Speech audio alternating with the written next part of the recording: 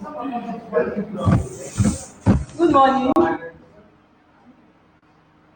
First of all, I want to throw this out. This is the first time I'm going to sit down in front of people and talk. I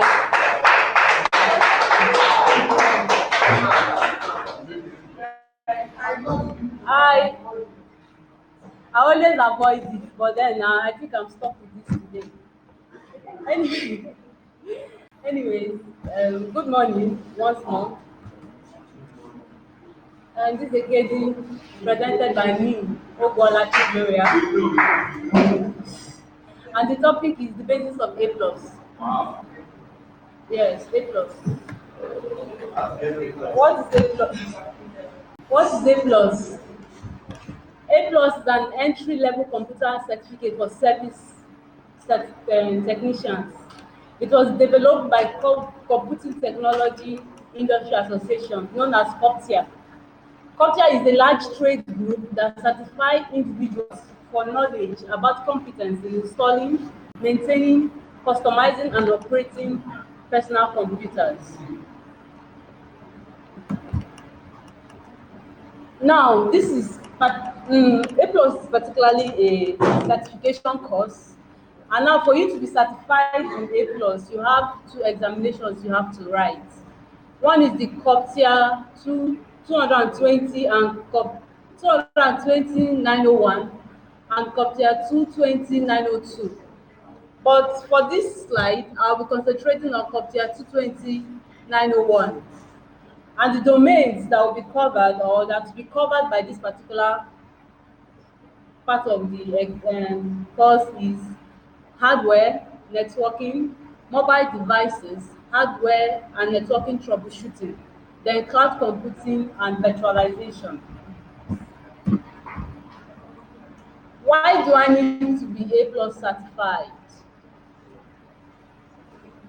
Being CompTIA certified means that you understand the fundamentals of computer hardware and software. It helps you choose a career path, particularly for beginners in the tech world. Taking this course helps you troubleshoot computers and other related devices. It gives you an edge over others in the labor market as it is considered that you know how the devices work. The CompTIA A plus is not vendor specific as it does not focus on any particular vendor. So whatever it is that you learn from CompTIA A plus, you could actually use it for any device. It's not like when you learn for a particular or when you learn it, you're learning for just PHP devices or sorry, HP devices or you're learning for MacBook devices. So whatever it is that you're learning, you can use it for any vendor at all. Okay, concepts in A plus domains. There are different concepts here. As a matter of fact, I found it very to actually come up with anything to write because I think we are kind of familiar with whatever it is I'm going to be saying here because you deal with computers every day. Now, we have the hardware, and the hardware of a computer or any device refers to the physical part of the computer. This is divided into two parts, the system unit and the peripherals. The system unit is basically the tower which houses the RAM, the motherboard particularly, and then the motherboard in turn houses the RAM, the HDD, which is the hard disk drive, SDD, CPU, fans, heatsink, etc.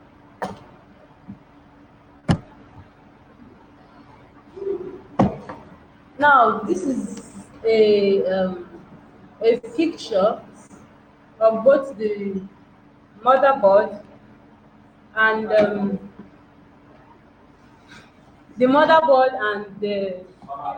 system unit, the system unit and its components.